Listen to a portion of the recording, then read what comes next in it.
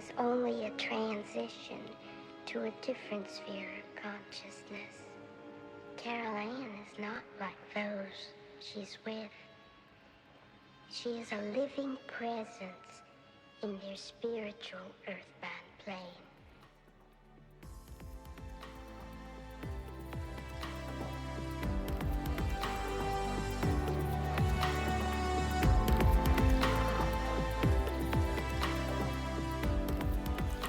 Hello and welcome to episode 17 of the Talking to the Dead podcast. So this week, a couple more questions from listeners. One specifically is being aimed at me and how I do what I do. And really the other questions are going to be something I'm going to ask Titan to help me with. I'm not terribly sure exactly what's going to pop through today. But for now, I think what we'll do is just answer that very first question for me. And this comes again from Esther. She wanted to know that how do I feel, or what does it feel like to get contact and connections? And what is it that I see, or what is it that I hear? And how do I know that what I receive comes from whatever entity it is, and how do I differentiate between the different entities? And sort of how does the psychic connection work for me? And she wanted me to also maybe recount a few stories. I can't really specifically tell you any great stories about my psychic connections. I can only say that certainly when I was younger,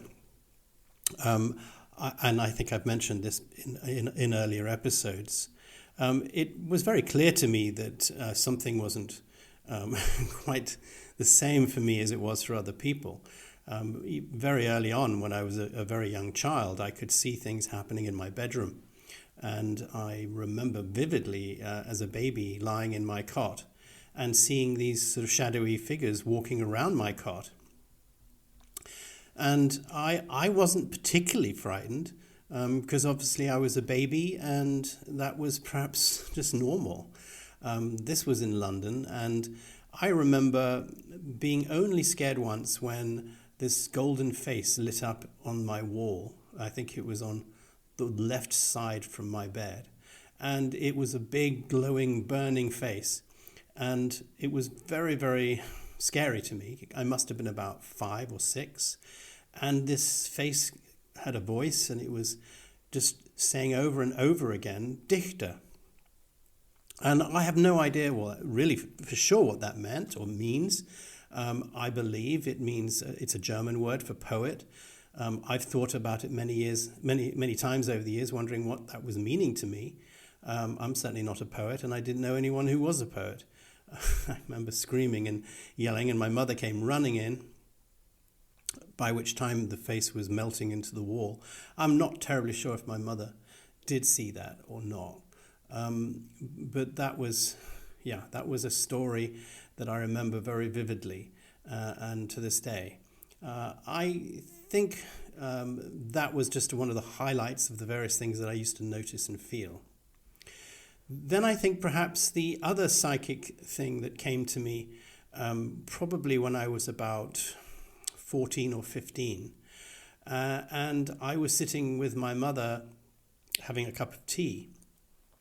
And she mentioned to me various things about being psychic. And I'd always been quite interested in it. And I think my mother had always tried to get me interested in it. And I just had this very strong feeling. So this is how it came. It was almost as if a thought that I hadn't had before was suddenly put fully formed into my mind. And it was like a memory, just suddenly being put in there, and something I could immediately recount. And what happened to me was that I had this sudden realization that I had a sister, and this sister was living in another reality, was not of the earth anymore. And she had grown up there, and she was making contact with me and making her presence known. And I was just in my naive way going on about this and hardly noticing that my mother was starting to cry. And at first she said she didn't kind of understand what was that about. But then she looked at me and said, "How do you know this? How do you know this, Philip? How do you see this? How do you feel this?" And I said, "I just know it like it's there suddenly. It's like it's always been there, but I'm aware of it suddenly. It's like, remembering a dream or an experience that happened to you long ago that you'd completely forgotten, but because, I don't know, like a smell reminds you of something." And she said, "Well, it is true. I did have an abortion about 7 or 8 years ago, and I never told anybody. And it was because I was already with 2 children and I didn't want any more, and then I was about to start a new career. And to be honest, it was just the wrong time." And I said, "Yeah, I know. I felt that." And I suppose it was a bit odd for her to hear that I was somehow in contact with a sister who I had never physically met and she had never physically given birth to. But that, again, struck me as a story and perhaps a small explanation of some of the things that happened to me that made me aware of my ability to be able to sense things. So to sort of finish off that particular answer, I find for me that it's very easy for me just to be relaxed and just open my mind, and suddenly I seem to receive things. I can only describe it as I'm not literally hearing a voice. I'm sort of, it's like a third ear or a third eye, or what are these things are called, where it's there. You can see things, you can hear things, but you're not physically hearing them or physically seeing them. It's like a memory. It's like somebody just is communicating directly into my head and saying things. And as I've found in the previous sort of 15, 16 episodes, it's very easy for me to suddenly articulate that, because Titan particularly, or whoever's coming through, is able to sort of give me those impressions, that they're giving me their language, and I'm interpreting it with my brain into English and trying to speak the words. I'm not literally hearing somebody giving me dictation or anything like that. That's not the case. It's just the impressions in my mind, and I'm converting those into words. And yes, and I think for that reason, it's never easy to be sure exactly how accurate it all is. But I think I found, with some of the feedback from the podcast, from people who are listening, that quite a lot of it seems to be pretty accurate. And on discussions with my friends, I think they feel that it makes quite perfect sense. I certainly feel that the stuff that's coming through is usually quite novel to me. It's not something I particularly thought of before. It's not something I sit down writing about or reading about. In fact, I don't read anything to do with psychic or new wave stuff. I rarely talk to anybody about it. It's just this 1 hour a week on a Wednesday. I sit down and finally allow myself to be open, and I see what comes through. So that really is the only question I think that is coming through for me. So again, now through the magic of podcasts, I will switch it off and try to concentrate and see if I can ask Titan, my spirit guide, to come through again. Okay, so I now know that Titan is here. So just to try to explain that, it's almost just like having a friend who you know is there.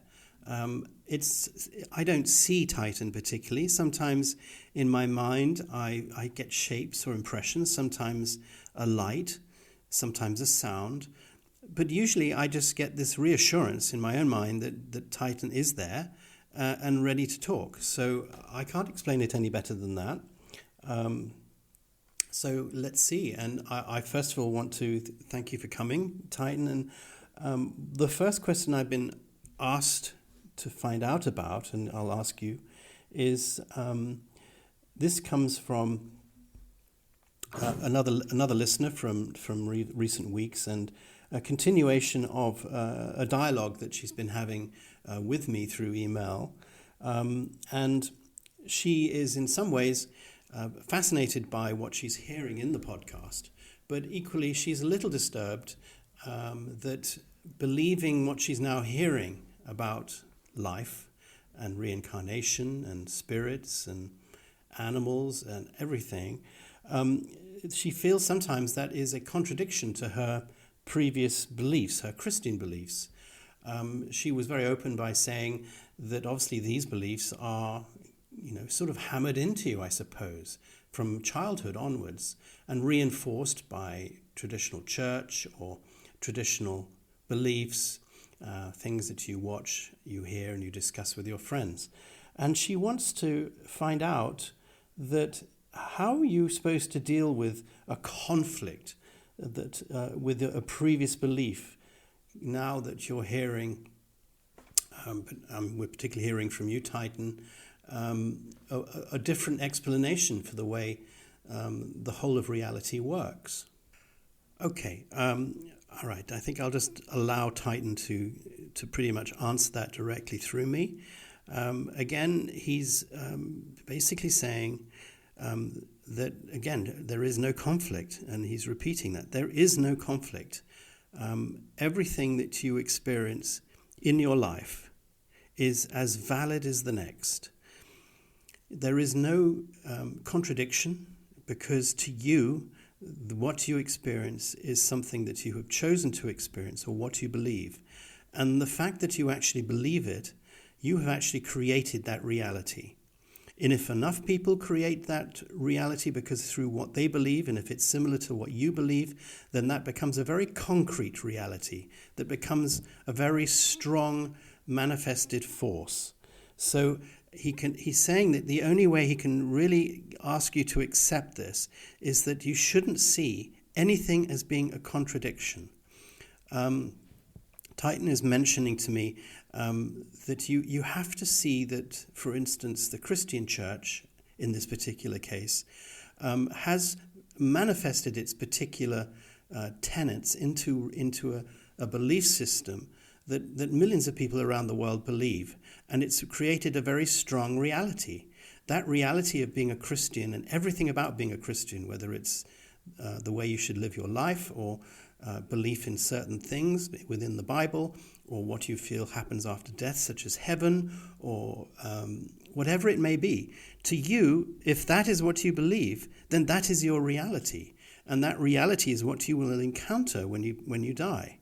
And yes, and I actually have a question too there, because that is pretty much what I expected you to say, Titan. However, what about when you actually find yourself there? And for instance, if you're a Christian and you find yourself in a heaven that you have, as you say, built for yourself, with other people who are like-minded, you say it's not wrong, and it's a reality that is as right and as valid as anything else. But for other people who don't have that belief, they have a very a real experience too. But is there a sort of a real experience? Is there like something that is? Do you know what I'm getting at? Yeah, she says, I get what you're getting at. You're obviously looking for some form of explanation that you feel is going to be the overarching total explanation, which is the faith or the belief, she says. But that's not the way to see this. She's again saying, I've tried to keep things simple. It's an extremely complicated process. It involves billions and billions of entities that are being able to create realities and manufacture stuff that affect all the other realities. And therefore, if you manufacture a reality, and if enough people manufacture a reality, it becomes a combined reality, it becomes a joined reality. But if you decide just to create something for yourself, then that's fine, because that will be your creation, that will be what you want. But you will learn in the process of that creation, as you do now in the process of creation. You'll learn new things, and you will improve your creative abilities. You will meet other people and other entities that will add to your knowledge and add to your experimentation and allow you to create new things. And then you will move on, and you will create a different level of reality that you perhaps will then feel is more relevant than the reality that you'd created before. Okay.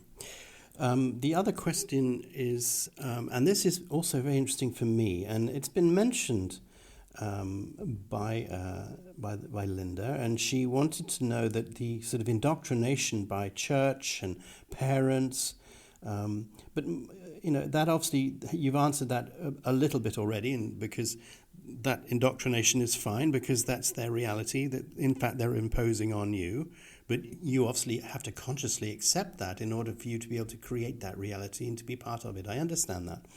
But I'm actually very interested in how this leads to things such as radical Islam. And I think when I was thinking about this question, and I will pop it on at the end of the podcast, I was thinking particularly of a new Peter Gabriel song called Four Kinds of Horses. And he was doing an interview about it. And he was explaining that he was fascinated with this strange marriage between religion and violence. How isn't it strange that religions are peaceful things? They generally profess peace. They teach peace. It's a wonderful, loving thing to be part of a religion, and yet it can be turned into an excuse for violence and killing and suicide bombers and slaughter. How can that all work somehow? Okay, so Titan is saying to me, she's putting this idea in my head, that this is not the right way to see it again. You're seeing religion as somehow being a part of the process of violence and killing. He's saying to me, you kind of know this already because you saw that for yourself when you lived in Malaysia, and I did live in Malaysia, and it was a Muslim country. And I could see, yes, she's saying you could see how a country that is devoted to a particular religion, such as Islam, can have a huge following and a huge influence on the people who live there. It can affect every aspect of their life, whether it's their social life, their financial life, their personal life, and their religious life, and the life after death, or the life before death. It's all completely part of Islam. But she's saying you must understand that if bad elements wish to use peaceful religion in order to be able to get their ends because of what they believe to be right and to make their reality true, they can then use religion as a way, as their vehicle of being able to get people to do their bidding. So in fact, the strange marriage that exists between a religion and violence is the wrong thing to say. It's the wrong way to see it. The violence and the death and the destruction are not part of this religion, and they should never be part of a religion. In the same way as a Christian, negative aspects where people might do things because they feel that that's right, whether it's killing people because they feel the end of the world is coming, becoming a cult, like she says, and convincing the people who have their faith in you that they're doing something that Jesus or God would approve of, which is clearly immoral and wrong, is nothing to do with religion. There is no marriage there. It's a hijacking, she says. And she repeats, it's a hijack of religion, so bad people can get their ends. And whatever the people who are creating those negative things are trying to achieve, you've seen how very, very powerful it is to get things done if you get enough people to believe in it.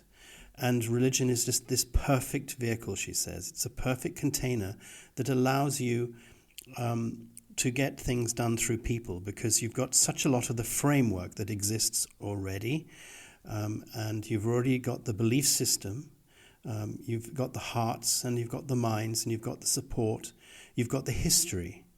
And if you then use that and attach to it some form of political end or some form of violent end, it's very much easier to use religion as a vehicle to get that done. You can get an awful lot more reality from that. You can build more reality from the people who perhaps wouldn't normally be violent. She's saying they will be convinced because they will feel that that is also, therefore, part of the religion, that they have to obey it. Okay. The next question is, what are spirit guides? So really, Titan, what are you? Are you an angel?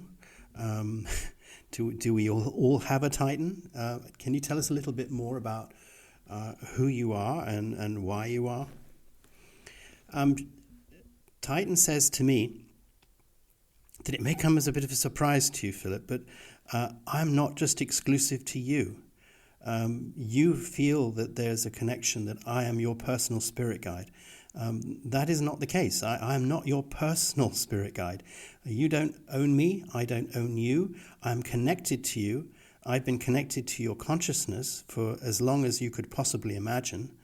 And I have just particularly chosen this particular time to make myself known to you because you have wished that to happen. You have created me into reality because you wanted this to happen. And I'm here, and I'm very happy to do it. But again, you must understand, and it's a very hard concept for us to understand where we are now, that Titan is existing in many different realities simultaneously and operating simultaneously. She's saying you could think of me, if you want, as a way to make this a bit easier to understand. If you could think of me like a computer server on the internet that thousands and thousands of people can connect into simultaneously, and it's indistinguishable at any particular time that there are thousands of people connected and getting information. It's exactly the same with me. At the same time as I'm talking with you and passing all those impressions through to you, I'm simultaneously doing that with countless other entities, and that's just the nature of reality. But to you, I seem almost that I'm just unique to you. But it's not the case. That's not what happens. When we move on and we rejoin our consciousness, we all suddenly become able to do that. We all will remember our ability to be part of everything, literally part of everything. And we can then carry on living a life in many, many different ways, in many different realities simultaneously. There is no time. There is no beginning. There's no end. There's just a long non-linear length that we live within. And you become aware of that and that ability to affect things. But she's saying that as my spirit guide, if you like, and that's my words, not hers, it's just that it's easier for me to attune to her because I've made that contact. And she said, we've discussed that before. It's very difficult in a human form to be making contact unless you've been introduced. But once you've actually made that contact becomes very real and permanent. And she's saying, I made that contact with her almost at the point that I was born. And to be perfectly honest, she's been looking after me since I was born. Okay, so but why particularly me? Because I asked for it. Okay. What did I couldn't have asked for it because I was too young. She says, no, you're getting me wrong. You planned this. We made this joint decision before you became a human, and I said that I would do that at a particular time, and you accepted that, and I am now the result of our pre-planning in that respect. Okay. So you're not an angel or a demon or anything like that. And she's saying, no, I'm part of you. I'm part of you. Maybe the best way I could explain it is that I am you. You are me. And you are just aware of that aspect of you that you now put outside of you and say you're talking to a spirit guide, but you're actually talking to a part of you that is not directly connected to you all the time in your physical form, but it will be something that you'll go back to when you leave your physical body. Okay. Another question I'm being asked is, how do we develop the ability to communicate with you, Titan? How do people... okay, she's saying, look, it's not a question of us necessarily making the physical effort to communicate with our spirit guides. Spirit guides, as all entities, can make themselves known to you. They can make themselves known through various clues and signs or noises or impressions that you get. You can be walking through the house and you can perhaps feel something around you that is not quite there. You may hear voices. You may see things, particularly in your dreams. And she said that's very much the case for me. It's true. I think a lot of it started in my dreams, and I realized again from a very early age that so much of what I was experiencing in my dreams almost was just another reality. I was in another reality. I could see people that I didn't know in my human life, but I knew them always when I saw them again when I was sleeping. And Titan is saying that yes, we can all develop an ability to communicate. We just have to pick on the signs. And we have to pick the signs, and we have to pick the best method as well, she says, to communicate. Some people can communicate through tarot cards or through crystals, or there's hundreds, and she's saying limitless ways that you communicate with other entities or spirit guides if you want to. But the main point is just to identify that contact is happening, and once you've identified it, you need to grab hold of it and you need to trust it. You need to be able to trust that what you are hearing is meant for you, and be bold enough and brave enough to be able to say what's coming through, whether into your mind or, she says, even like you into a microphone. She's saying, yes, with you, it obviously took a long time, many years, to get the confidence to actually believe that was possible. But now you're doing it and it becomes quite fluent. I have to say that is completely true. Number 5 question comes again from Esther, and Esther, you will remember, lost her beloved husband Stefan, and I've mentioned to her that Stefan is communicating with her, and I think we mentioned last week that there is communication through her pet cat even. There are signs and feelings that she has of his communication. But I think she's struggling to identify that communication, if you like, and to translate that communication into a language that she can understand. So, Titan, help me with this. How can I help Esther understand the communication situation with Stefan? Because at the moment, the impressions I'm getting have been that there is a non-verbal communication. And as I have learned, this could be something that would happen through music, because they were both musicians. And I think he felt that Esther would be so much more comfortable to be able to receive messages through music and all the emotions that music brings. But how, if possible, could we make Stefan's communication verbal, and how could she get messages either through me or another psychic, or directly through her own mind? How could she do that? How is that going to be possible? Yeah, Titan says that in the case of Stefan, the question of the translation of music is very important.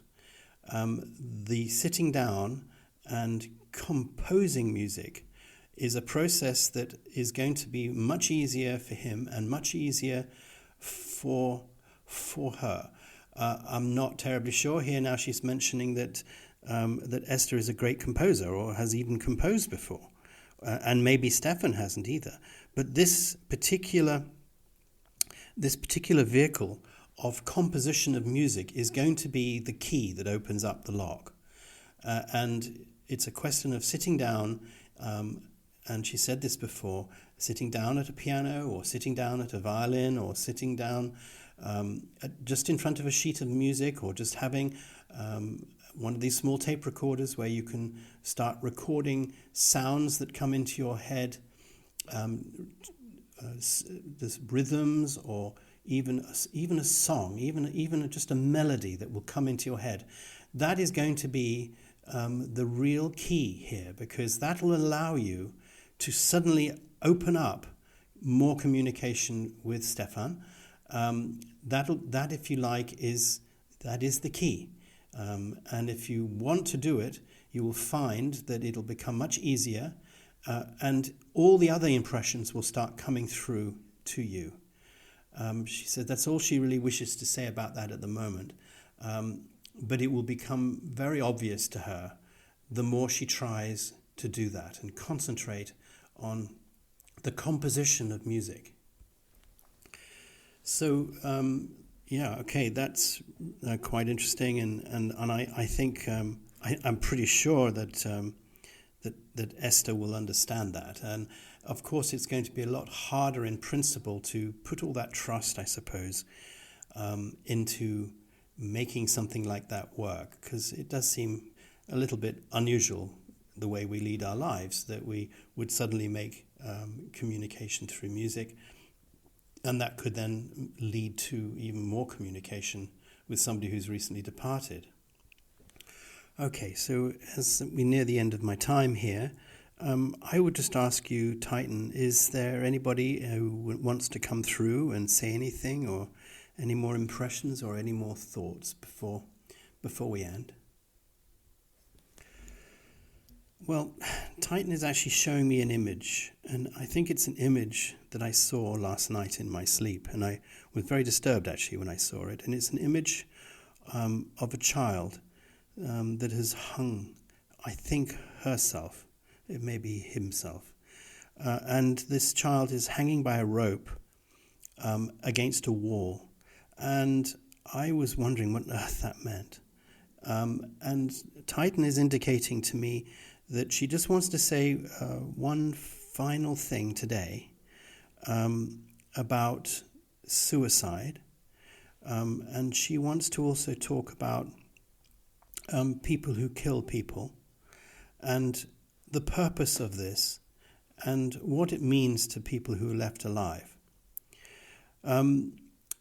She's reminding me of another, and I haven't mentioned this in my podcast before, but she's reminding me of another message very early on that I got from a man who came through to me, and he wanted to talk to me, and I was rather reluctant to let him through. But he explained that he had been a killer, and that he had been executed in a prison in Spokane, Washington, and I will not forget that. And I think he was one of the last people to be executed at this prison in Spokane, Washington, for murdering people. And he was going to try to explain to me, and as I said, this was nearly 3 months ago now, why he murdered people, what was the purpose of doing that, and how he feels now. And the kind of, from his position where he is, to try to get people to understand something that is to us really is quite ununderstandable. I haven't really given this man much time, and maybe that's something I should be doing in the future. But Titan wants me to do that now. Not now, but she knows that there's some questions that have been coming my way concerning death, and in this case there is murder and there is suicide involved. And it's something that is very, very sensitive and very delicate, and I've got to be careful how I tread, because I don't want to hurt people. But she wants me to say, just this now, that everything that we do, everything that is planned in our life, has a reason. As uncomfortable and as unpleasant as it is, as sad as it is to realize that something as bad as a child who gets killed, or a man who kills himself, the facts of that happening in your life have repercussions through your life and so many lives around you. They have a purpose, a purpose that sometimes that is much greater than you can ever see, that you will find in your grief almost impossible to understand. But there is a divine purpose to that. There was a reason why this happened the way it happened. There was a purpose to it. Without getting into too many specifics, she said, if somebody who is left behind, having seen such tragedy, thinks, how could there be a purpose? Then you have to realize that the purpose is that it has become something that is known and has affected so many lives and has changed so many realities. It's created so many possible futures. It set a huge wave of motion in terms of the way people will live their lives and react to things in the future, and may even have some good things in the end, and may even save lives or save other children or save other people from committing suicide or killing. It's so hard to see because we are seeing something very, very small in our own little world, but the fabric surrounding things is so massive and so convoluted and so, she's saying it's just such a complex web of interlocking realities and probabilities that all affect each other like a domino. And we can't always see that because from where we are, we just feel the grief and the sadness and the shock and wonder how this could ever happen and what would be the purpose of it. And Titan says that's really all she wishes to say at this point. Okay, well, thank you very much, Titan.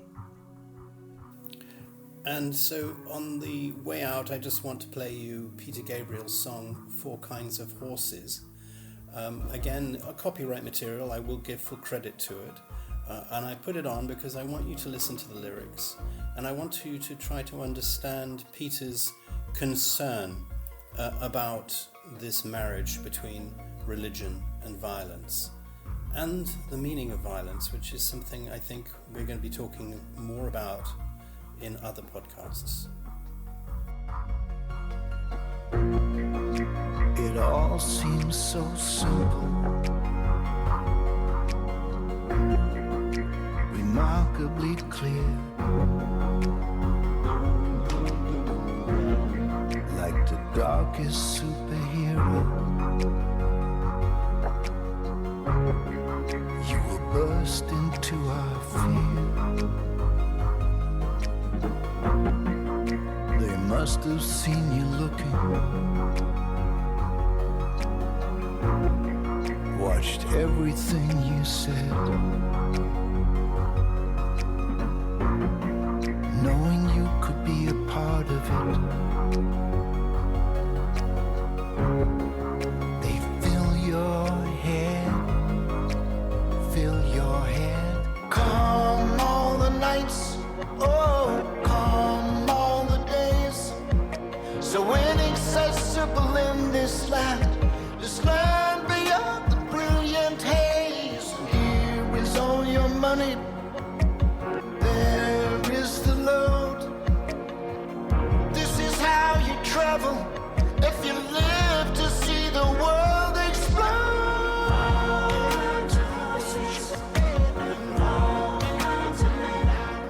I used to say you're something different, but you do it all again.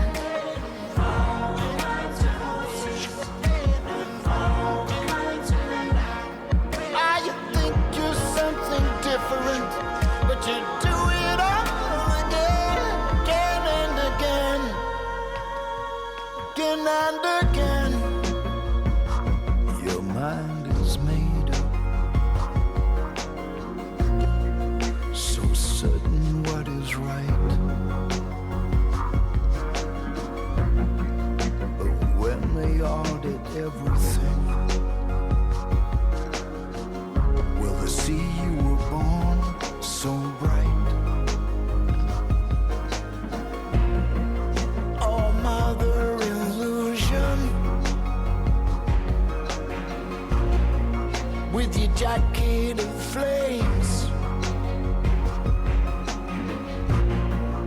Your face, it is everywhere.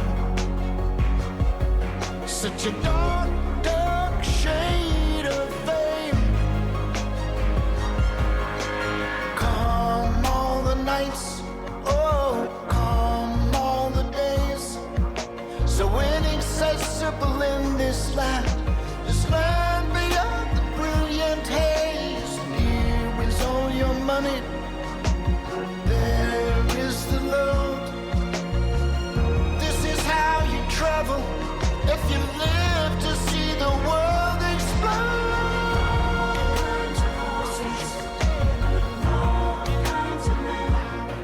I just say you're something different, but you do it all again.